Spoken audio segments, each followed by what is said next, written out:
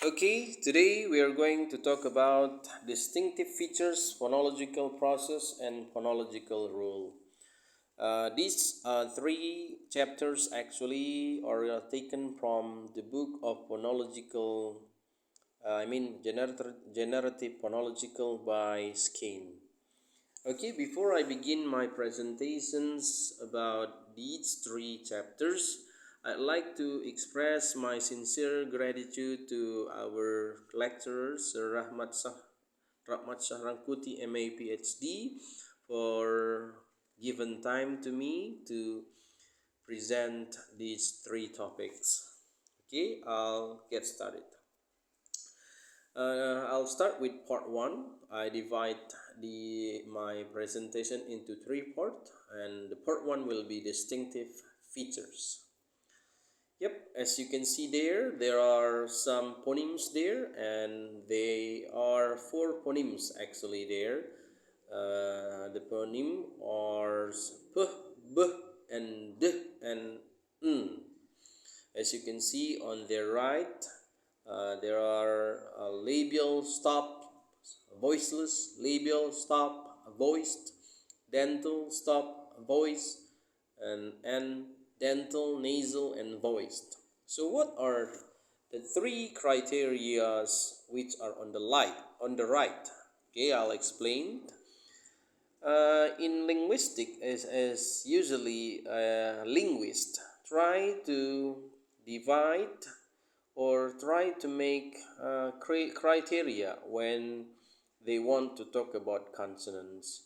The three criterias are the first one is place of articulation, the second one is manner of articulation, the third is about voicing.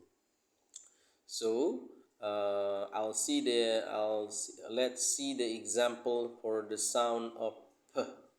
See, as you can see on the screen, labial, it means that the sound of p is produced when our upper lip meets with our lower lip. P. Yeah. And then for it means manner of articulation. So when we pronounce this p sound, we actually stop the flow of the air through our mouth. You can try to pronounce p, p, p. And then we proceed with voicing. Voicing is divided into two. The first one is voiced, and the second one voiceless. Voice is a sound which is produced with any constriction with the flow of the air through the mouth, while voiceless is a sound which is produced without any constriction of the flow of the air through the mouth. As we can see there, p is voiceless. So p we can say labial, stop, and voiceless. Labial as a place of articulation, stop as a manner of articulation, voiceless as voicing. And for b there, b, labial, stop, and voiced. For d, dental, stop, voice. Or for dental, dental is place of articulation too. Dental is a sound which is produced, which is just behind your incisor. It's actually a landmark on your hard palate. Yeah. Okay. Uh, we proceed to the explanation below it. We can see there p and b are both labial stops but differ in voicing. Okay, and b and d are both voice stops, differ in place of articulation. And d and n are both voice dental, differ in their manner of articulation. And p and n do not have anything in common. Now we move up to B section about binary features. Binary feature indicate opposite trait by employing binary system plus and minus. Instead of making two separate labels, such as voiced and voiceless, we only need to set up single feature like voiced is set as plus, it means plus voicing, while voiceless set as minus, it means minus voicing. So they just put these notations to say that the existing of something. For example, when you have a voice, you can say plus voicing, and when it is voiceless, you can say it minus voicing. Okay. Then we go to C section, major class feature. We are going to talk syllabic, sonorant, and consonantal here. Syllabic consonant is a sound that is typically considered a consonant, but can sometimes do something that only vowel sounds are supposed to be able to do, create syllable. We have three consonants in English: schwa sound, r sound, and ol sound. On the other hand, sonorant is any of the nasal, liquid, and glide consonant that are marked by a continuing resonant sound. They are y, w, l, r, n, and ng. And consonants are sound produced by any constriction of the flow of air through vocal cord. So you need to master these three meaning before we proceed to the next chapter. Why? Because you will see syllabic, sonorant, and consonantal in a chart with binary features that I have explained before about minus and plus. Okay, this is the chart that I have said earlier.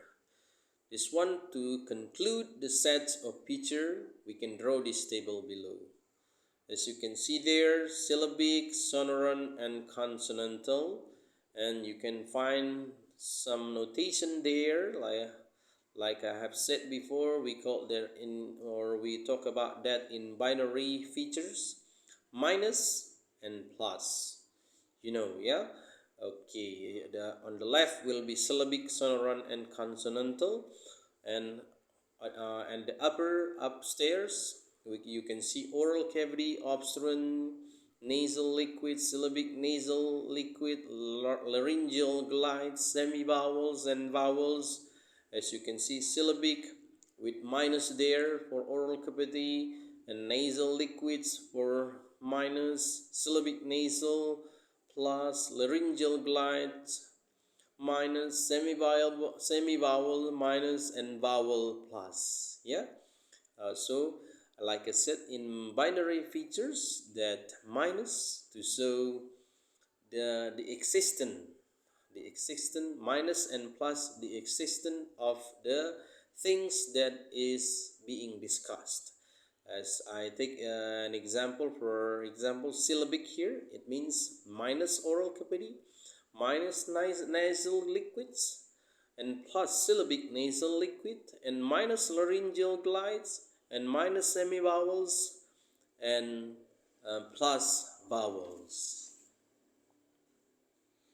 Then we move ahead to place of articulation features. We know the term anterior and coronal. Chomsky and Hall classify the four principal places for consonants articulations. They are labial, dental, palate alveolar, and velar, according to whether the constriction is at the extreme forward region of the oral cavity.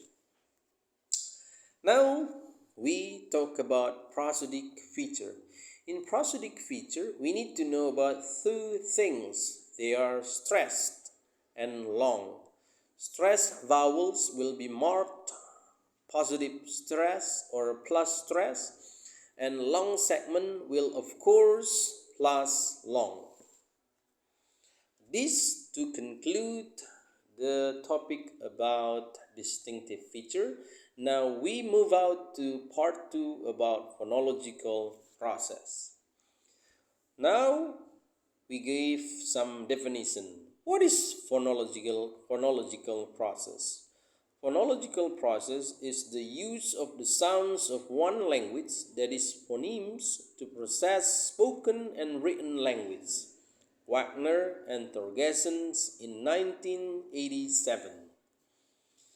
So, after we give definition about phonological process, now we move ahead. In an effort to avoid a bewildering array of disparate types, we will organize phonological processes into four categories. The first one, assimilation, the second, syllable structure, and the third, weakening and strengthening, and the fourth, neutralization.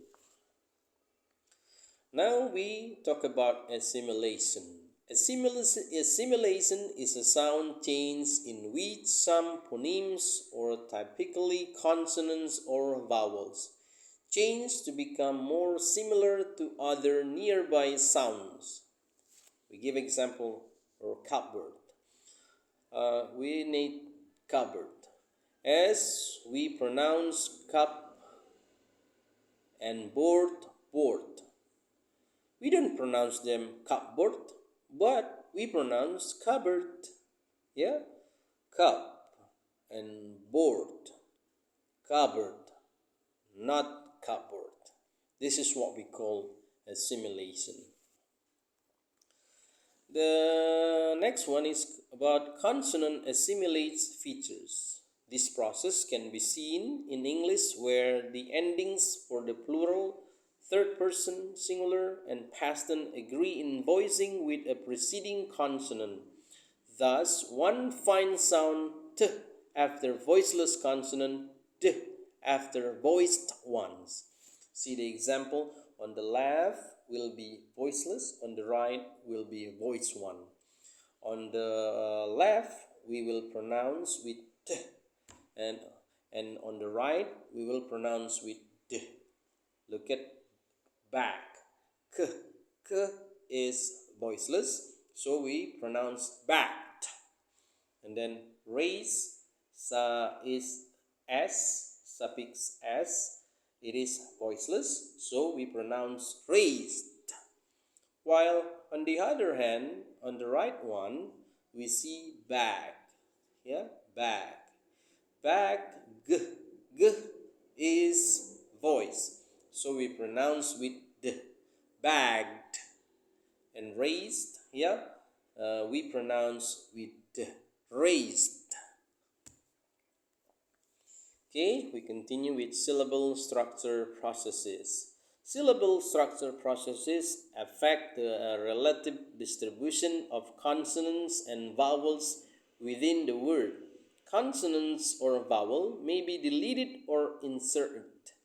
Two segments may coalesce into a single segment. And we move ahead with weakening and strengthening. Vowel deletion. In French, the vowel of the definite article le or la is deleted whenever the following word begins with vowel, thus preventing two vowels from coming together. For example, le garçon, we say garçon means the boy, and la via means the girl. Then neutralization, vowel insertion and epenthesis. In English, schwa is inserted between final consonant sonorant cluster.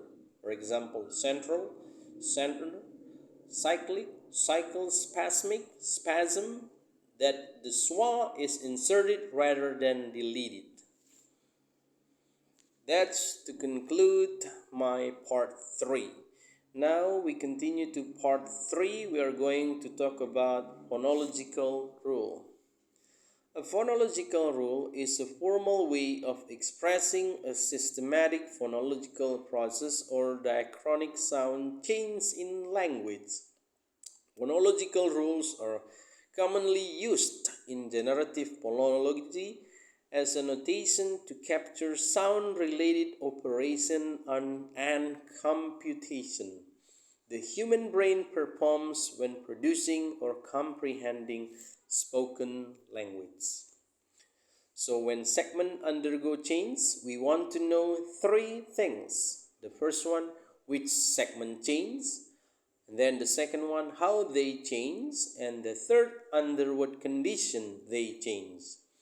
The segment or class of segments which undergoes change is characterized by the minimal set of features necessary for a unique identification. The change is also expressed in feature notation. Then we go ahead with rules for deletion and insertion. Deletion is indicated by null symbol. The segment which undergoes deletion appears to the left of the arrow and the null to the right. In French, nasal consonants are deleted after nasalized vowel. Then we continue to metathesis and coalescence is a sound change where two or more segments with distinctive feature merge into a single segment.